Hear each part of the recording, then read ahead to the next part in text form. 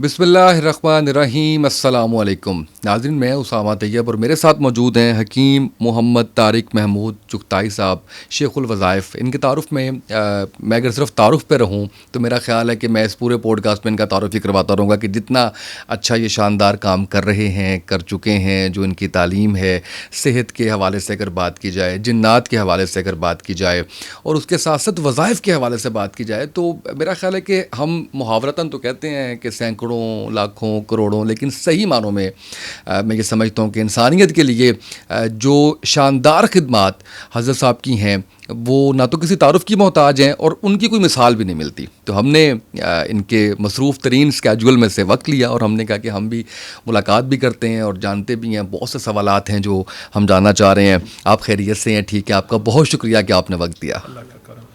اچھا یہ بتائیے گا کہ یہ تو ہو گیا بلڈ پریشر کے لیے, شوگر کے لیے بھی میں جاننا چاہ رہا تھا آپ سے. اور اس میں جو آپ نے بتایا بلڈ پریشر کے لیے, اس میں کچھ کھانے پینے کی بھی احتیاط کرنی, کھانے پینے سے مراد ہے کہتے ہیں چھوٹا گوشت نہیں, بڑا گوشت نہیں, وہ تو بتایا آپ نے, لیکن کچھ چیزیں ہوتی ہیں جو کہتے ہیں کہ بالکل چھوڑ دینی چاہیے. اصل میں دل کی دنیا میں اب سے پہلے ڈاکٹر کے پاس کہتے تھے چاہو سب چیز کھاؤ, یہ حکیم ایسے پرہیز بتاتے, اب ڈاکٹر چارٹ رکھ کے بیٹھا ہوا ہے, ڈائٹ چارٹ, بالکل ایسے یہ نہیں کھانا, یہ کھانا ہے, ریڈ میٹ نہیں کھانا, وائٹ میٹ کھانا ہے, یہ نہیں کھانا, یہ نہیں کھانا. ڈاکٹر پہلے پرہیز نہیں بتاتا تھا کہ ہر چیز کھاؤ. اچھا عجیب بات بتاؤں, اس سے پہلے ڈاکٹر کہتا تھا کہ دیسی گھی نہیں کھانا, ٹھیک ہے. اب آپ لیٹسٹ ریسرچ ہے کہ دیسی گھی سے کوئی دل کی بیماریاں, مکھن سے کوئی دل کی بیماریاں نہیں ہوتی. آپ نیٹ کی دنیا اٹھا, بالکل ٹھیک, بالکل ٹھیک کہہ رہے ہیں. ایک درویش کہنے لگے کئی بیچارے گھی ترستے ترستے مر گئے. میں جی ایک درویش کی بات یاد ہے کہ ترستے ترستے مر گئے دیسی گھی اور مکھن کا. اس درویش نیک آدمی ہیں, انہوں نے اچھا کہا. میری عرض یہ ہے کہ آپ صرف غذاؤں کا اعتدال اور سادہ غذائیں یہ زندگی کا ساتھی بنا لیں, زندگی کا. مجھے پرانی بات ہے, ایک ڈاکٹر ملے کنگ ایڈورڈ کے پڑھے ہوئے تھے, مجھ سے کہنے لگے ہمارے پرنسپل تھے, ان کا نام مجھے بھول گیا, افتخار آتا تھا نام میں اس طرح, وہ کہتے تھے ایک وقت آئے گا کہ ڈاکٹر غذاؤں کی احتیاط میں آئے گا اور کہے گا کہ یہ پرہیز سب سے زیادہ ضروری ہے. آج وہی وقت آیا ہے کہ ڈاکٹر بھی, حکیم بھی, معالج بھی اب تو وہ غذاؤں کے علاج کے ماہرین بن گئے ہیں, علاج والے ہیں. علاج جو ہے وہ پرہیز علاج سے بہتر ہے. بچپن میں سنا کرتے تھے, پھر 20 سال چپ ہو گیا اس پہ, اب پھر واپس آ گئے ہیں. اب وہ صرف غذاؤں کا شیڈول دیتے ہیں, غذاؤں کا نظام, ڈائٹ پلان. یہی بالکل صحیح ہے. شوگر کے لیے یہ بھی بہت مسئلہ. اچھا, شوگر اصل میں بیماری نہیں ہے. شوگر ہمارے پینکریاز جس کو لبلبا کہتے ہیں اس کے بیمار ہونے کا نام ہے. اس کی وجہ بھی ہماری غذائی چیزیں اور ذہنی, جس کو ٹینشن کا لفظ استعمال. جی جی. اگر ہم لبلبے کا علاج کرنا چاہتے ہیں, لبلبے کا علاج, تو میں لبلبے کے علاج کے لیے ایک تو میں آپ کو شوگر کے لیے ریمن چینی, میٹھا سوڈا اور سنٹ کا ٹوٹکا بتاؤں گا, چنے کے برابر, دن میں 2-3-4 دفعہ. شوگر کی کمزوری کو ایسے اٹھاتا ہے, کمزور کو ایسے بڑھاتا ہے اور بہترین کر دیتا ہے, جس کی ہڈیاں تک خستہ ہو چکی ہیں. ایک تو وہ عرض کروں گا. دوسرا, شوگر کے لیے تخم کاسنی, کاسنی کے بیج صاف کر لیں, کنکر پتھر وغیرہ. کاسنی کے بیج ہوں 1 پاؤ اور کالی مرچ ہو 1 چھٹانک, اس کو باریک پیس لیں. اور باریک پیسنے کے بعد اب یہ 1/4 چمچ سے لے کر آدھا چمچ سے لے کر 1 چمچ تک حسب طبیعت, 1/4 آدھا اور 1, یہ دن میں 3 سے 5 بار, 2 بار حسب طبیعت. شوگر کے لیے کمال چیز ہے, زبردست چیز ہے اور فائدہ مند چیز ہے. ایک نہیں, دیکھیں جتنا لوگوں کی ملاقاتیں ہوں گی اتنا لوگ مجھے سکھا جاتے ہیں. میں سیکھنے والا ہوں اور موت تک سیکھنے والا ہوں. تو مجھے لوگوں نے یہ سکھایا ہے تجربات کے بعد, یہ ٹوٹکا شوگر کے لیے بہت فائدہ مند ہے. بالکل صحیح ہے. اچھا یہ بتائیے گا, بڑے ہوئے پیٹ کے لیے, چہرے کو شاداب کرنے کے لیے, کیونکہ آج کل آپ کو پتہ ہے نا، میں جب ڈاکٹرز کی بات کرتا ہوں تو پھر سب کے ذکر آ جاتا ہے. آج کل اسکن اسپیشلسٹ بھی جو ہے وہ بڑے استھیٹک والے بڑے بڑے مہنگے ڈاکٹرز ہیں. تو مجھے یہ پتہ چلا کہ حکمت کے اندر جو ہے وہ ایسی چیزیں ہیں جس میں حکمت بھی اور وظیفہ بھی آپ بتاتے ہیں، وہ بھی آپ نے بتانا ہے، دونوں اعتبار سے بتانا ہے آپ نے. سب سے بڑی بات تو یہ ہے کہ میں ڈاکٹروں کی طبیعت کے اور ڈاکٹروں کے مزاج میں ان کی ہمیشہ تعریف کرتا ہوں. کیوں؟ حکمت میں بعض ایمرجنسی ایسی چیزیں نہیں ہیں جو ڈاکٹروں کے پاس ہیں، تو میں کہتا ہوں خدمت کر رہے ہیں. یہ کہ میرا اپنا جذبہ ہے، کیونکہ میری نظر میں یہ ہے کہ ہر بندے کی کچھ خوبیوں پہ نظر رکھیں. ہر بندے کی خوبی ہے، ان کے پاس ایسی ایمرجنسی چیزیں ہیں جو حکمت میں نہیں ہیں. ایک بات تو یہ. دوسری بات، آپ کیا سوال کیا تھا ابھی آپ نے؟ میں نے پوچھا تھا کہ چہرے کی ہاں، شادابی اور پیٹ بڑا ہوا اس حوالے سے. دیکھیے، ایک تو پیٹ بڑھے ہوئے کے لیے کھانا، اور کھانے کے بعد کم از کم آپ 10-20 منٹ چلیں ضرور. یہ بہت ضروری ہے. بھوک رکھ کے کھانا. اچھا، جن قوموں میں چاول کا استعمال ہوگا اور چاول کے ساتھ مچھلی نہیں ہوگی، وہ بیمار ہوں گے. جن ملکوں میں چاول کے ساتھ مچھلی ہے، وہ کبھی بیمار نہیں ہوں گے.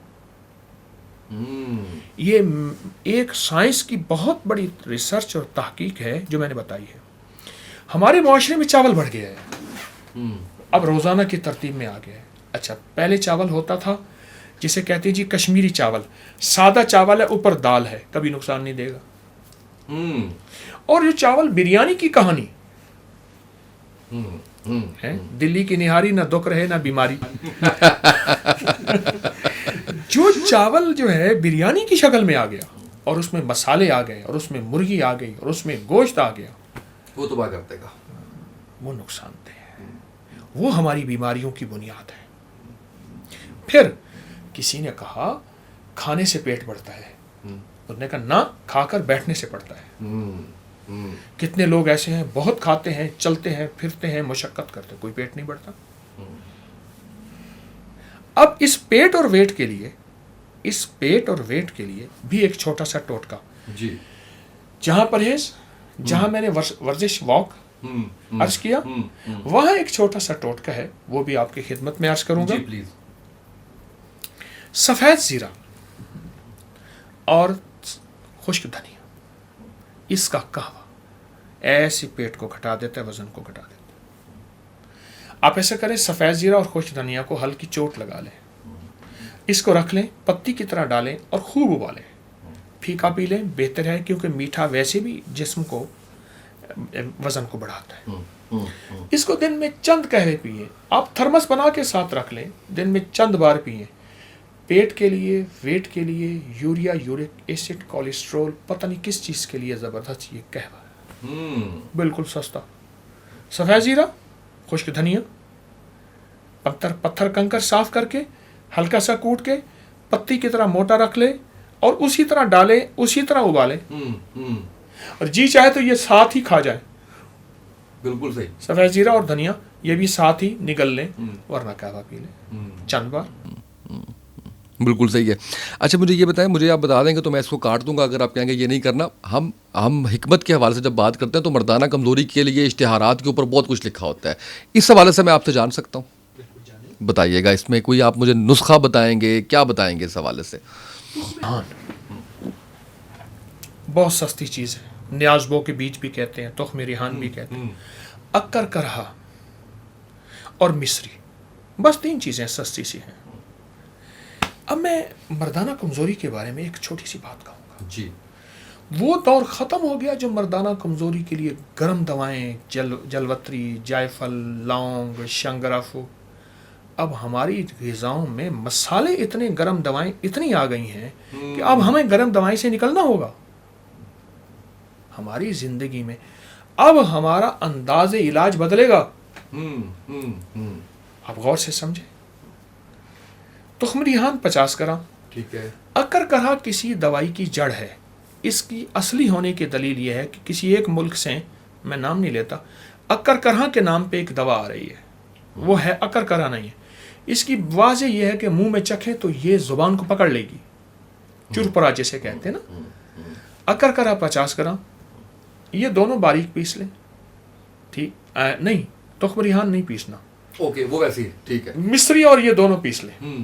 مصری اکرکرا 50 گرام، تخم ریحان 50 گرام، مصری 250 گرام، 1 پاؤ باریک پیس لیں. ریحان ملا لیں، 1 چمچ صبح شام لیں. یہ مردانہ کمزوری کی جتنی بھی حالتیں ہیں، یا نوجوان ہیں، یا کچھ قطرے آتے ہیں، یا خواتین کی لیکوریا کی کیفیت ہے، اس کے لیے بھی. بہت اچھا رزلٹ ہے اس کا. اچھا، مردانہ کمزوری کے لیے موٹاپا مردانہ جسم مرد کے لیے زہر ہے. پیٹ کا بڑھنا مرد کے لیے زہر ہے. اور جو بندہ ناف میں تیل لگائے گا اس کا پیٹ بھی نہیں بڑھے گا، وہ کبھی نامرد بھی نہیں ہوگا. دیکھیں، مردانہ کمزوری کے موضوع پہ آپ پہلے ہیں جس نے موضوع کو چھیڑا ہے، اور میں جواب اس لیے دے رہا ہوں. کتنے گھرانے ایسے ہیں جو شریف اور پاکیزہ لوگ ہیں، وہ صرف بیچارے اس وجہ سے سوال نہیں کر سکتے اور اندر اندر گھل رہے ہیں، اور اس کی وجہ سے بے شمار نسوانی بیماریاں ہوتی ہیں.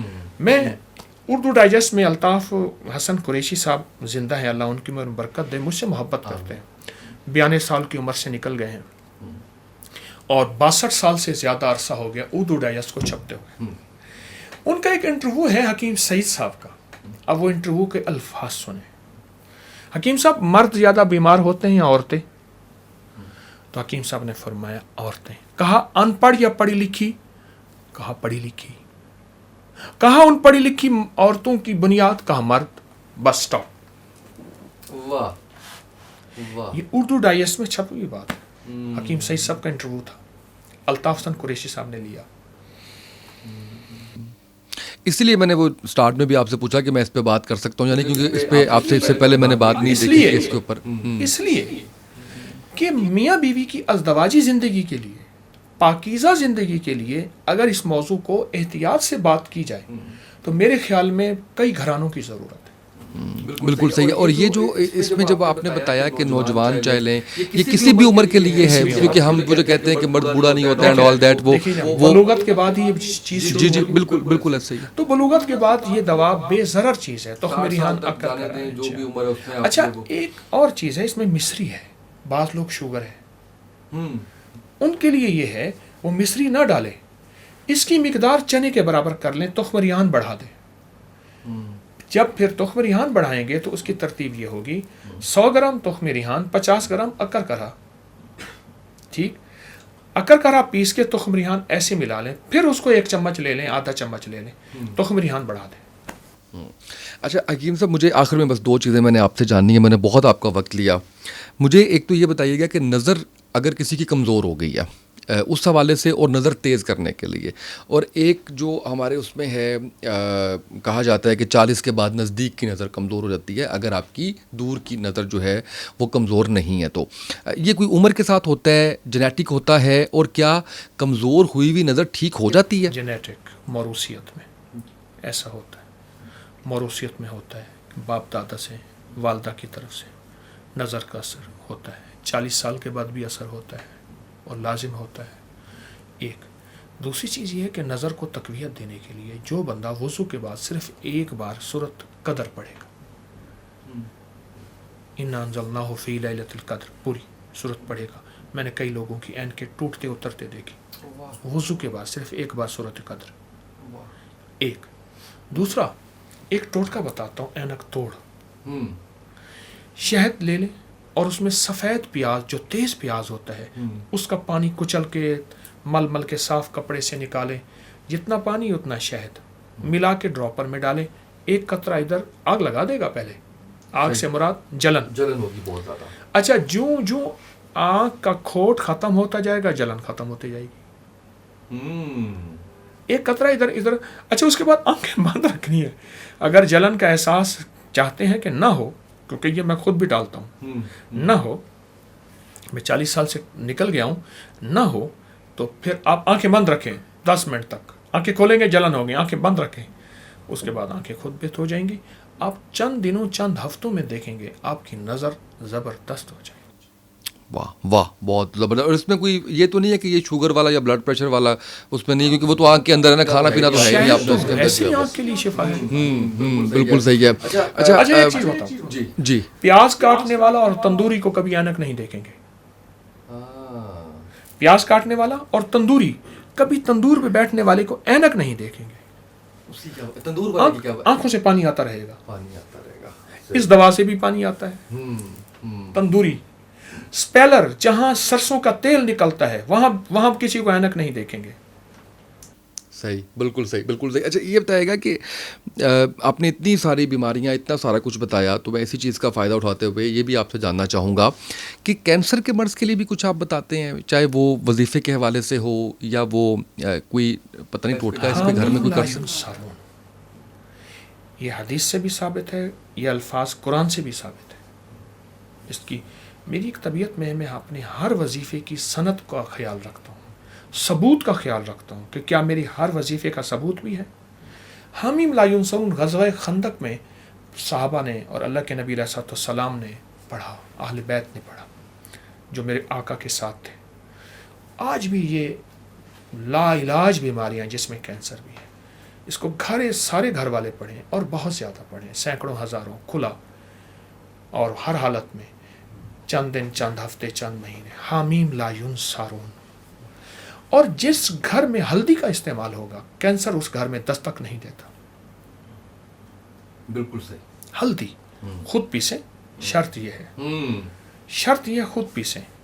اس گھر میں کینسر، السر، اس گھر میں بواسیر، اور اس گھر میں آنتوں کا زخم، اور اس گھر میں آنتوں کی ورم دستک نہیں دیتی. یہ جو آپ کہہ رہے ہیں خود پیسیں، اس کا مقصد یہ ہے کہ خالص نہیں مل رہی؟ ملتی ہے، ٹھیک ہے، ملتی ہے، لیکن نہیں پتا آپ کو تو آپ خود اس کو پیسیں.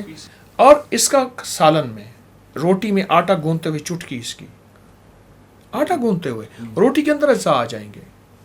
اس کو چٹکی ویسے لے لینا پانی کے ساتھ، بہت عجب چیز ہے ہلدی. بالکل صحیح ہے.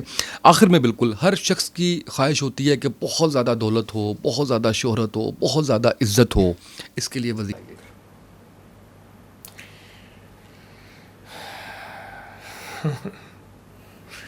ایک دعا ہے بڑی زبردست، اور اللہ کے حبیب میرے آقا کی دعا ہے اور مسنون دعا ہے. اللہم اکفنی بحلالک عن حرامک واغننی بفضلک عمن سواک. بس اللہم اکفنی بحلالک عن حرامک، اے اللہ میری کفایت کر حلال سے، حرام نہیں.